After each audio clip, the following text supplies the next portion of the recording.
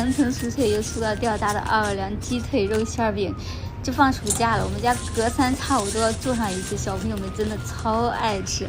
今天呢，就把详细的教程分享给大家。我今天做的比较多，準備了3個大雞腿啊，自己去骨的話，就沿着骨頭把那個肉都給它剔開。不想自己剔的話，在超市買肉的時候，人家也能幫忙剔的。這個骨頭就不要了，雞皮咱全部都給它去掉。如果是有邊的話，也可以給它修剪一下。先切條，再給它切成丁。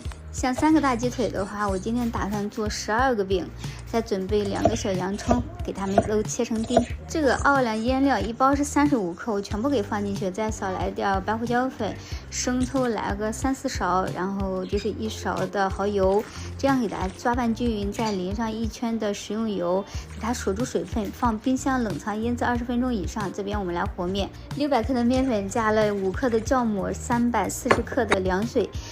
給它攪拌成面絮，再加入20克的食用油，再給它和成一個光滑的麵團，一次不光滑放一邊鬆弛着。這邊我們來做一個油酥，50克的麵粉加了60克的熱油，破一下它就沒有那種生麵味兒。鬆弛了5分鐘的麵團，你簡單一揉搓，它就很光滑了。可以讓它醒發半個小時，夏天比較熱啊，其實它發不發都無所謂了，你在揉搓的過程中它也會醒發。本來我是想一次都給它擀成一個大餅的，但是過程中我發現太大了，面太多了，所以就1分2半，先把一半的面給它擀成一個長方形的餅，薄薄的，大概就2個硬幣那麼厚，再倒入一半的油酥給它塗抹均勻。這個刮板用起來還是比較順手的，從下往上再給它捲起來。一半的面呢，我們就給它分成6個均等的小劑子，今天的面可以做12個餅。封口處都給它捏緊了，4周都往中間對折，這樣一個小劑子就做好了啊。我們把疊小劑子那個印兒啊，咱給它放在上面，再從邊邊往中間擀。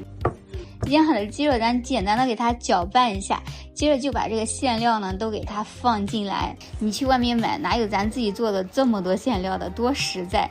再用包包子的手法啊，給它包起來，其實不露餡就行，它不講究它好看不好看。接口處啊，我是把這個面劑子給它揪掉就扔掉了，捏緊了，這樣就成了。天氣還是比較熱的啊，避免它乾皮，我們一定要蓋保鮮膜。上面不平整的地方可以用擀面杖輕輕的過一下就可以了。2次醒發10分鐘，這個時間把烤箱提前預熱一下，再來操作剩下的6個餅。看一下醒發好過之後，我們再噴上1層的食用油，送入烤箱。烤箱一定要提前先預熱，220度先烤個5分鐘，拿出來再噴上1層的食用油，送入烤箱，205度再烤個15分鐘左右。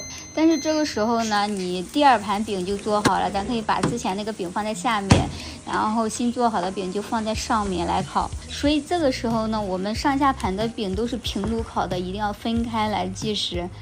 你看今天做的真的特別多，一下子讓他們吃個夠。每一個餅都是烤的這種層層酥脆又酥到掉渣的這種。